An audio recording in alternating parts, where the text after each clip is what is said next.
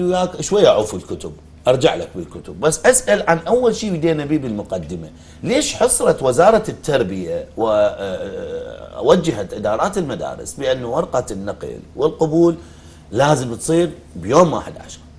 طيب هاي مو الاجراءات المفروض يعني مع بدايه العام الدراسي الجديد الطالب والتلميذ يعرف مقعده وين، مدرسته وين، اهله يخلوا له خط ما يخلون على طريق والده، يعني من هاي التسهيلات عندنا كان شهر التاسع نقدر نتصرف به بكل اريحيه، ليش الا يوم 11؟ شنو الحكمه؟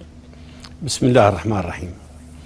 ابتداء بس اذا تسمح لي بنص دقيقه، نقابه المعلمين واجتماعها المركزي استغرب اشد الاستغراب إعفاء وكيل من الوزارة مع بداية العام الدراسي وترك وكيل واحد. وتعرف حياة كل وزارة بالعراق، قيمة كل وزارة بالعراق، خطة كل وزارة بالعراق هو وكيل الوزير.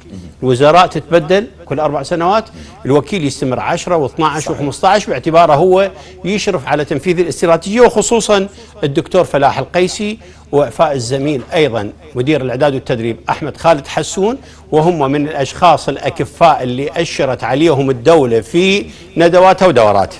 هذه مشاكل وزارة التربية مستمرة بسبب اختلافات السياسات أو السلطة الهرمية. أنت تعرف احنا موجود مجموعة الأنظمة والتعليمات اللي تكون مستقرة أستاذي، لازم تطبع في بداية كل عام، توزع على الإدارات المدرسية وعلى المديريات، هذا إلك هذا إلي. شلون توزيع المهمات داخل المدرسة؟ المدير بين المعاونين، بين اللجان، بين المعلمين، لأن التربية مؤسسة قديمة. يعني الحمد لله ما أسسوها الجماعة من أجوي، ولا كان هسه احنا بدل 12 مليون أمي 50 مليون أمي.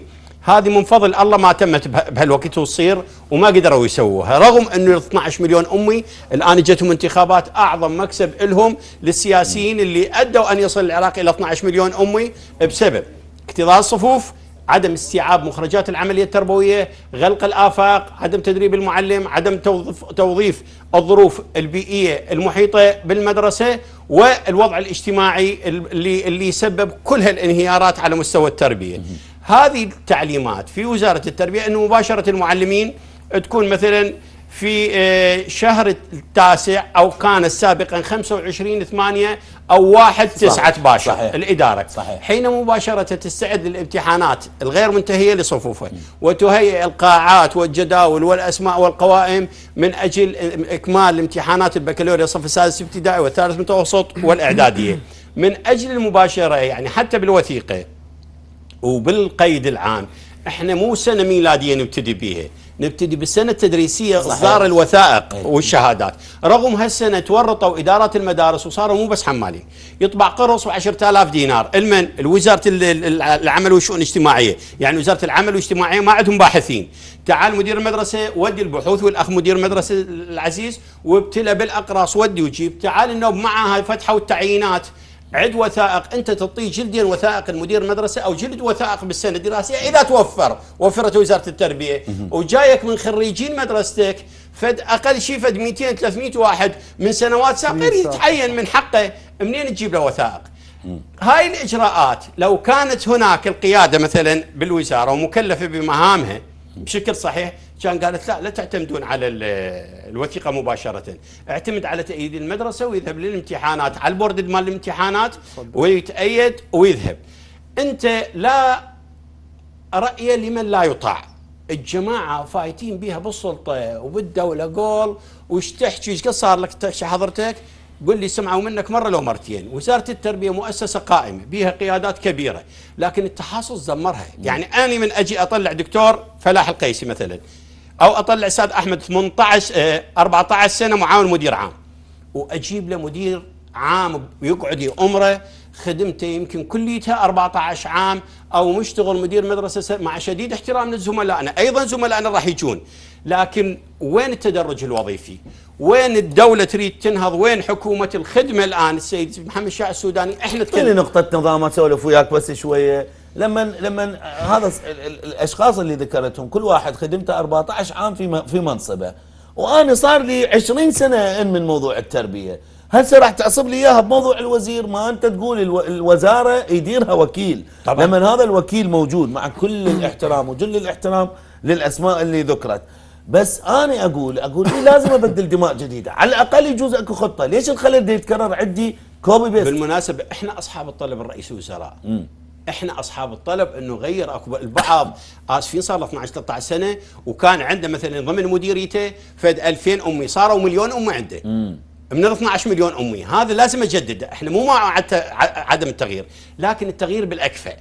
انا مو اجيب اقل كفاءه، نعم قد يكون دوره اعداد مثلا سؤال واحد لحضرتك، سمعتوا فد يوم وزاره التربيه اعدت دوره للمدراء قسم الملاك او الموارد البشريه او التجهيزات او تدربوهم. اذكر لك مثال، انا دا راجع على نقل بنتي صار تقريبا 20 يوم، والله مو والله اقدر خليه يسالني سيد الوزير واقول له فلان قسم بفلان مديريه فلان موظف، ما يعرف شلون ينقل الموظفه، ما يعرف شو يطلب من الكتاب الاخر. ورجعنا مره ثانيه رادوا تاكيد انه شهاده اخر راتب ما يقبلون ينطوها بناء انه احنا ما مر عليه سابقا. ليش؟ لان هذا الموظف اجى 4 سنوات صار له 5 سنوات و6 سنوات ما عنده دوره، المعلم عنده دورات، الاخرين عندهم دورات تطويريه مثل ما ذكرت حضرتك، لكن هذول الموظفين انتم طلعتوا بنزعه الستره 3 مواليد مو سوى تتذكرها، واجي طلعت كل الخبرات من وزاره التربيه وبقت الوزاره بهاي الخبرات المتوفره.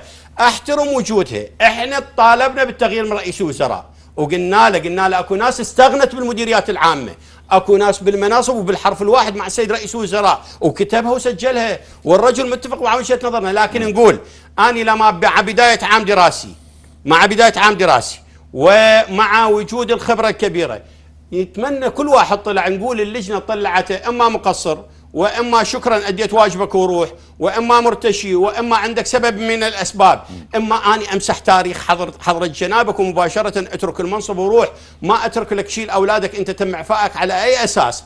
احنا مو هذا طلبنا الاستبدال بالافضل، طلبنا الاستبدال مع المبررات ومع المحاسبه. مو انا مدير عام ومرتكب مليون كارثه واطلع اروح على التقاعد او انعزلت من الموظف واطلع براءه وسلامات، ما يصير بهالطريقه.